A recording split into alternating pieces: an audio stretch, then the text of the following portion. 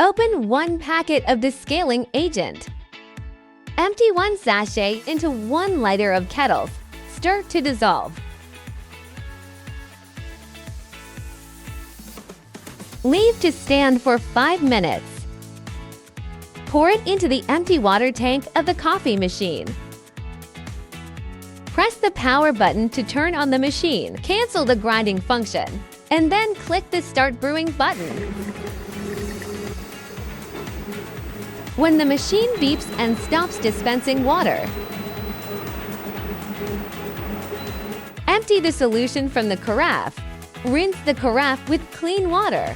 Rinse the machine by adding 1 liter of fresh water to the water tank. Press brew again. After the water stops flowing, empty the carafe and rinse it 1 more time. Your coffee machine is now descaled and ready to use.